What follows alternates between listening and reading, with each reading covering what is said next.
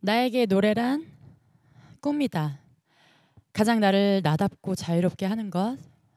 그래서 눈물을 쏟아도 삼켜도 보이지 않게 흘려도 계속 도전하게 만드는 것.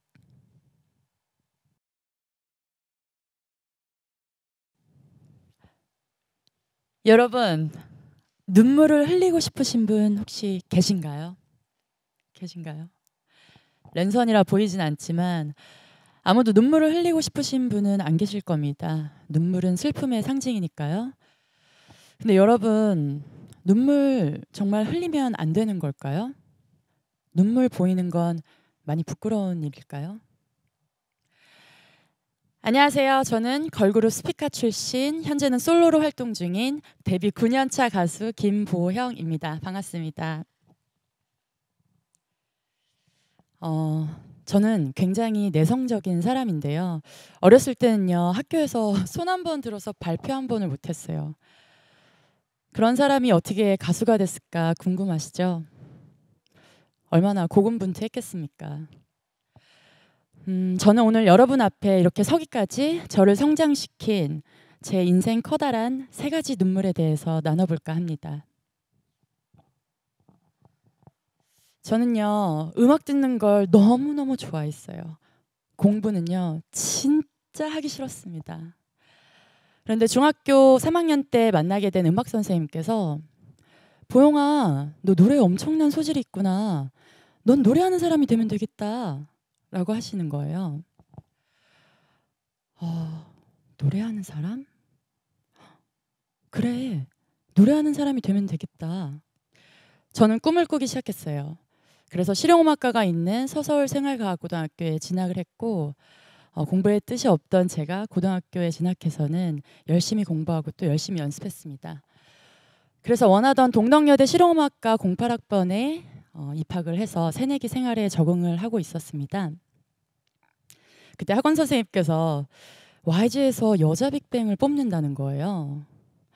뭐? 여자 빅뱅? 바로 오디션을 준비했습니다. 어떡하지? 난 근데 춤은 꽝인데.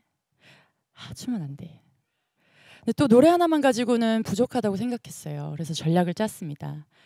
YG는 트렌디한 음악을 하는 회사고 힙합 뮤지션이 많으니까 내가 그런 가능성이 있다는 걸 좀 보여줘야겠다. 저는 그 당시 최신 유행하는 팝송 중 랩과 노래를 둘 다 보여줄 수 있는 메리 제이 블라이즈의 Just Fine이라는 곡을 선곡을 했어요. 그리고 또 랩과 노래를 엄청 열심히 연습을 했습니다. 또 옷도 힙해 보이고 싶어서 평소에 입어보지 않았던 힙한 스타일로 사서 입고 머리도 이대 앞 특수머리 샵에 가서 이렇게 콘노우라는 헤어 있어요. 그런 헤어를 이렇게 쫙 하고 갔습니다. 그렇게 양 사장님 앞에서 준비한 곡을 들려드렸습니다. 그리고는 사장님께서 야, 너는 랩은 하지 마라. 다음 주부터 바로 연습 나와. 라고 말씀하시는 거예요. 그때 정말 세상을 다 가진 것 같이 너무너무 기뻤습니다. 그리고 이 합격 소식을 바로 가족들에게 알렸죠. 엄마, 나 YG 붙었어. 대박이지? 그날 저희 집은 정말 잔치집 같았습니다. 그리고 다음날 트레이닝 스케줄을 받아봤습니다. 근데 도저히 학업과는 병행을 할 수 없는 스케줄이었어요. 휴학을 하러 갔지만 1학년 때는 휴학이 안 된다는 거예요. 그 자리에서 바로 자퇴서를 쓰고 나왔습니다. 저에겐 대학교 졸업장보다는 가수의 꿈을 이루는 게 더 중요했으니까요. 그렇게 2008년도 제 나이 20살에 YG 연습생이 돼서 트레이닝을 받기 시작합니다. 어렸을 때부터 시작한 기존 연습생들에 비해 제 실력은 턱없이 부족해 보였어요. 매일 새벽같이 혼자 남아 연습을 했습니다. 그 결과 저도 1년 뒤에 연습생 계약서에 도장을 쾅 찍게 되죠. 그렇게 연습을 시작한 지 2년 정도가 될 무렵에 여자 빅뱅이 만들어진다는 소문이 났어요. 야, YG에서 여자 빅뱅이 나온대. 뭐? 여자 빅뱅? YG는 전쟁터였습니다. 모든 연습생들이 인생 최고의 노력을 하기 시작했어요. 저 또한 예외는 아니었죠. 그리고 5명 중에 제가 있었습니다. 그리고 나서 테디 오빠의 첫 곡이 나왔다는 소식에 저희는 녹음을 했죠. 녹음하는 동안 얼마나 설레었는지 몰라요. 드디어 한 달 있다 데뷔다. 여자 빅뱅으로 세상에 알려지는 거야. 가족들도 엄청 기뻐하셨고요. 기대하셨습니다. 그렇게 녹음을 끝낸 3일 후 데뷔를 한 달 앞둔 시점이었죠. 저는 매니저님께 청청병력 같은 소식을 듣게 돼요. 2NE1은 4명으로 데뷔를 할 거고 보영이 네가 하차를 하게 됐어.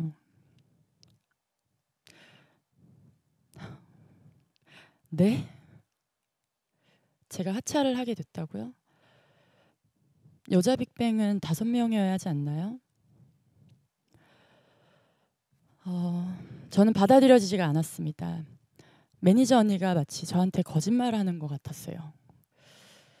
하지만 현실은 더 잔인했습니다. 2NE1은 데뷔하자마자 대한민국을 발칵 뒤집어 놨죠. 어딜 가나 2NE1의 노래가 들렸습니다. 저는 숨을 곳이 없었어요. 멋지게 바쁘게 활동하는 그들의 모습을 보는 건 저에겐 고통이었습니다. 2NE1이 인기를 끌면 끌수록 제 마음은 초라해졌어요. 하지만 그래도 내가 YG에서 아예 잘리지 않은 게 어디야. 혹시 알아? 내가 여기서 솔로 가수로 데뷔할지. 저는 마음을 다잡고 다시 연습에 몰입하기 시작했습니다. 하지만 결국 1년 뒤 저는 회사에서 아예 잘리게 돼요. 그날 캐비넷에서 제 짐들을 모두 챙겨서 회사 문을 나오는데요. 눈물이 흘러도 그렇게 흐를 수가 있을까요? 저는 그렇게 인생의 가장 커다란 눈물을 흘리는 고비를 맞게 됩니다. 그때 제 나이 23살이었는데요.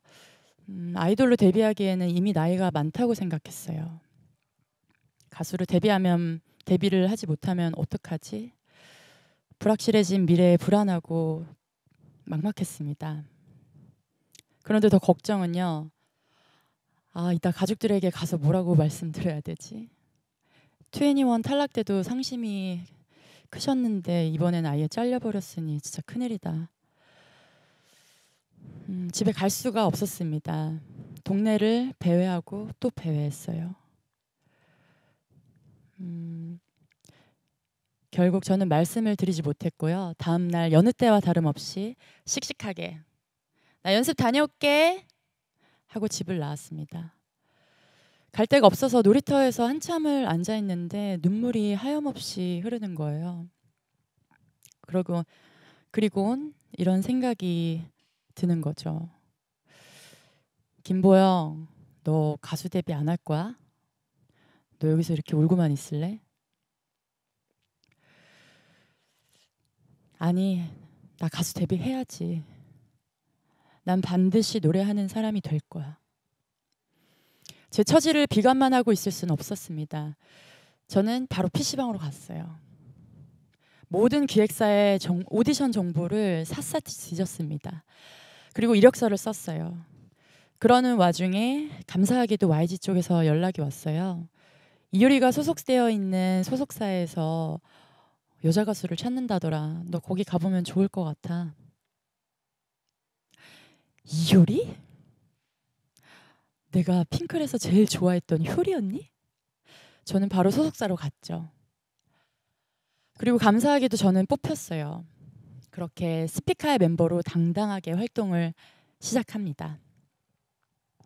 우리는 노래 잘하는 실력 있는 팀이야. 사장님이 팍팍 밀어주셨어요. 그래, 내가 스피카로 보란 듯이 성공할 거야. 정말 열심히 했습니다.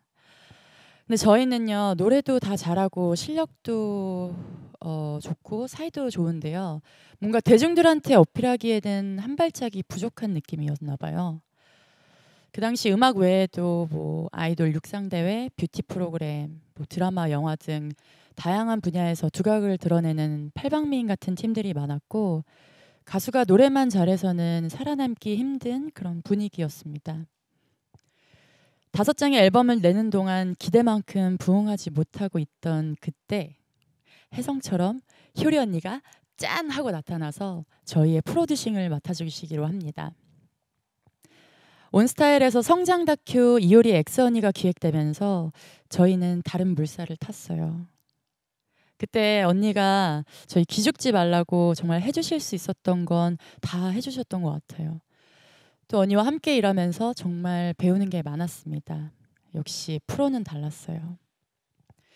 많은 시청자분들께서도 스피카의 도약을 응원해 주셨고요. 방송 섭외와 행사가 끊이질 않았습니다. 투나잇이라는 곡으로 데뷔 이래 가장 좋은 성적을 내며 왕성한 활동을 이어나가고 있었죠. 그리고 드디어 스피카가 반응을 얻기 시작할 때였습니다. 그런데 그때 저희 친오빠가 갑작스럽게 심장마비로 세상을 먼저 떠납니다. 제가 중학교 2학년 때 아빠가 뇌출혈로 세상을 떠나셨어요. 그런데 오빠까지 잃게 된 거죠. 그렇지만 그런 감정을 밖으로 표출할 수 없었습니다. 눈물을 흘려서는 안 되는 상황이었죠. 회사분들과 멤버들에게 피해를 주고 싶지 않았습니다. 눈물을 머금어야만 했죠. 그때 영상들을 보면 눈이 너무 부어 있어서 유독 눈화장을 짙게 했었는데요. 이것이 세상에 보일 수 없이 가슴속으로만 흘려야 했던 저의 두 번째 눈물입니다. 이렇게 전 슬픔을 뒤로하고 스피카 활동을 열심히 했지만 모두가 간절히 바랬던 음악방송 음원순위 1등은 하지 못했어요. 그 후로 미국 활동, 유닛 활동 등 여러 시도를 해보지만 모두 실패합니다. 얘네는 될 것 같은데 도대체 왜 안 되는 거야? 이게 그 당시 저희가 가장 많이 들었던 말인데요. 저희는 잠시 스피카를 내려놓고 개인 활동에 집중을 해보기로 합니다. 연기를 해보고 싶었던 멤버들은 연기 활동을 시작하고 저는 잠시 정신을 차릴 시간이 필요해서 한동안 쉬었습니다. 그 후 2016년에 앨범 활동을 위해 스피카가 다시 모였는데요. 분위기가 예전 같지 않았습니다. 다들 지쳐 있었고 걱정부터 앞섰어요. 이 앨범을 내면 또 얼마만큼의 빚이 생길까? 우리 이번에도 안 되면 어떡하지? 우리가 인연이 아닌가? 자신감은 바닥이었고요. 회사에 점점 짐이 되는 것 같았어요. 모두에게는 흐르지 않는 눈물이 흐르고 있었습니다. 울고 싶은데 눈물이 나질 않더라고요. 눈물이 고였지만 흐르지는 않았습니다. 그렇게 세 번째 흐르지 않는 눈물과 함께 또 커다란 고비를 맞게 된 거죠. 비록 스피카는 해체됐지만 저는 꿈을 향한 도전을 중단할 수 없었습니다. 저는 각종 경연에 도전하며 연습에 미친 애처럼 연습실에서만 살았어요. 경연 프로 특성상 제가 보여줄 수 있는 최대치를 보여줘야 했고 오버페이스 되는 음역과 또 각종 자극적인 요소들 앞에서 제 목소리는 늘 한계점에 부딪혔습니다. 제발 오늘 실수만 하지 말자. 항상 조마조마하면서 무대에 올라갔어요. 아무리 연습을 해도 무대에서 자신감이 붙질 않았습니다. 그때 우왕청심원으로 안 돼서 팩소주 마시고 이렇게 올라간 무대도 몇 번 있어요. 그렇게 긴장을 많이 했었는데요. 저는 알았습니다. 경연은 저를 더 강하게 만든다는 사실을요. 그 중압감과 긴장감을 이겨내고 나면 크게 성장한다라는 것을 저는 알고 있었습니다. 힘든 와중에도 경연을 놓지 않았던 이유는 노래 부르는 것에 더 집중하고 싶었고요. 그 끈을 절대 놓고 싶지 않았습니다. 그 중압감 때문인지 사실 저는 무대를 즐기지 못했거든요. 하지만 1년 전 저는 아주 새로운 경험을 하게 돼요. MBN 로또싱어라는 경연 프로그램에서 샹들리에라는 노래를 부르는데요. 너무도 희한하게 제가 자유로워진 느낌이 드는 거예요. 아니, 내가? 이 겁쟁이 김보영이? 무대에서 이렇게 자유로울 수 있다고? 온전히 무대를 즐기는 저를 마주할 수 있었고 마음껏 노래를 불렀습니다. 그렇게 저는 자유롭게 노래하는 사람이 되어 있더라고요. 그리고 현재는 브로드웨이 뮤지컬 오디션에 합격해서 11월 뉴욕으로 출국을 앞두고 있습니다. 저는 현재 솔로 가수입니다. 그 솔로 가수 김보영이라는 타이틀이 제게는 너무나도 소중합니다. 한 번은 눈물을 크게 쏟았고, 한 번은 머금었고, 한 번은 흐르지 않는 눈물을 흘려야만 했습니다. 그리고 그것들을 뒤로하고 저는 오늘 여러분 앞에 이렇게 섰습니다. 지금은요, 여러 가지 시도를 하면서 실패할 때면 이게 눈물인지 빗물인지 짠지 단지도 모르고 그러면 그냥 쓱 닫고 가요. 누군가는 저에게 넌 노래에 재능 있으니까 그 길만 향해 가면 되잖아 라고 하실 수도 있겠죠. 하지만 저 또한 그 꿈을 등지고 싶은 순간들이 너무나도 많았습니다. 너무 울어서 눈에 진물이 난 적도 있으니까요. 하지만 포기하지 않았습니다. 왜냐면요, 꿈을 이루는 사람으로 살고 싶었으니까요. 여러분, 눈물을 흘리고 싶으신 분은 없으시죠? 하지만 어느 날 눈물을 훔치고 있는 자신을 발견할 때가 있으실 겁니다. 근데 우리가 눈물을 닦을 수 있는 힘만 있다면 눈물 흘리는 거 괜찮더라고요. 꿈을 꾸는 동안은요, 그 힘이 생기더라고요. 만약에 제 인생에 꿈이 없었더라면 저는 오늘 여러분 앞에 서지 못했을 겁니다. 여러분, 혹시 지금 눈물 흘리고 계십니까? 눈물 흘려도 괜찮아요. 꿈이 있다면요. 여러분, 우리 꿈꾸자고요. 지금까지 솔로 가수 김보영이었습니다. 감사합니다. 감사합니다.